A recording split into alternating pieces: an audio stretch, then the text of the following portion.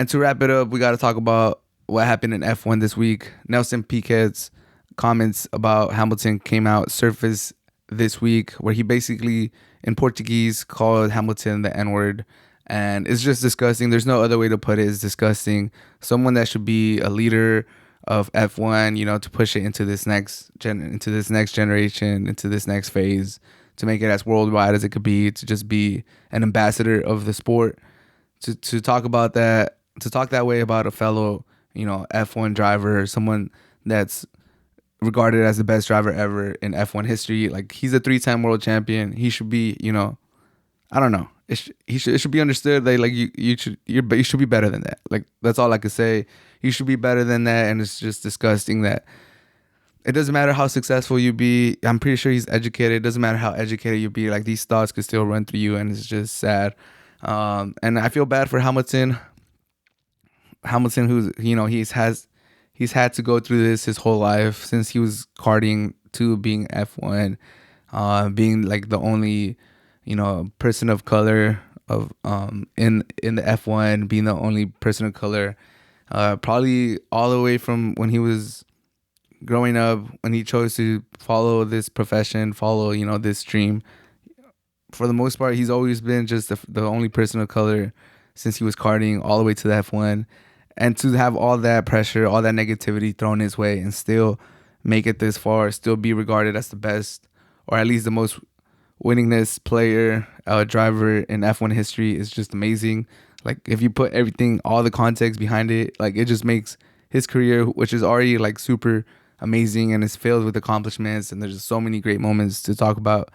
If you put all that context in there on top of all the accomplishments he has, it's just, it really makes you respect and just appreciate Hamilton for, like, the thick skin that he has, the mental fortitude that he has, and just, the cojones that he has on him. Like, this guy's just, he's different. He's literally opening doors for the whole next generation. Like, people are going to look at what he's doing and just be amazed and believe in themselves. So it's great. It's great to see it from that point, but obviously it's disgusting to see it from racial slurs that are thrown his way. And it's also, honestly, it's disappointing to see all these teams give out these shallow, half-hearted statements showing that they're in solidarity with Hamilton, and saying they're against racial abuse, but not really saying much. Like, it just seems like they're doing it because they have to. The public opinion is so, like, if you see their Twitter mentions, like, everyone's like, when are you gonna say something? When are you gonna say something?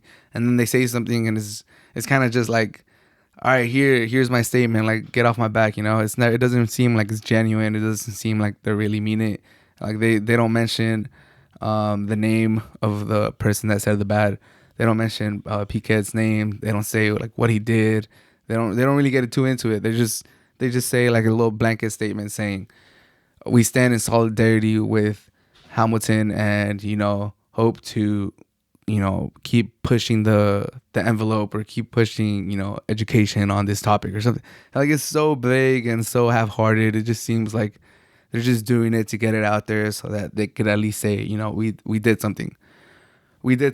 Like, get off our back. And if that keeps happening at the very top with, like, the teams and F1 as a whole, like, we're never gonna get to a point where there's more than just, when Hamilton is the only one that's bringing that diversity into the sport. Like, we're never gonna get to a point where we see, like, 5 black drivers, 2 Mexican drivers, just drivers of all color. And maybe that's what they're trying to keep. Maybe they're trying to keep the status quo. They're trying to keep it that way. It is one of the most expensive sports in the world to get into. Like, you gotta have, like, backers and people to support you and stuff like that. But it is what it is. The only thing we could do as fans of the sport, or as just regular people, is to just keep talking about it and keep bringing attention to it, and to keep supporting Hamilton, and condemn people when they act out. And I have seen that ESPN did report that they have banned Nelson Piquet from attending future F1 events, so that's good. And I just hope the drivers and the teams would speak out a little more strong, with a little more oomph in their statements to really condemn it, really show what side they're in. Now it just seems like they're just fulfilling like the bare minimum, and we need more than that. But yeah, it's just disgusting. It's a sad topic or a bad topic to end the podcast on, but it had to be said. Um, you know, I was already a Hamilton fan. I follow him on social media. He's a fun guy. He has a good personality, and I enjoy keeping up with his life outside of F1. And obviously in F1, he's a great driver. But even more now, man, I'm gonna support him harder than ever, man. This guy, like I said, if you put context on all the accomplishments he has, even without context, you just look at his wiki page and you see all the wins and all the accomplishments he has, and you're like, damn, this guy's legit. And then you add context to it on like these type of comments that he's received constantly his whole life, being in that sport, being in that limelight, and you're amazed that this guy did all of that. So respect to Hamilton, and I wish you the best in your rest of your career. And I know you have a tough skin. I know you'll get through this, but my support to you, and bravo the way you handle it, dude. Like you're amazing, and I know there's so many fans out there, kids out there that look up to you. They're gonna look at themselves in the mirror and be like, my guy Hamilton's leading the way.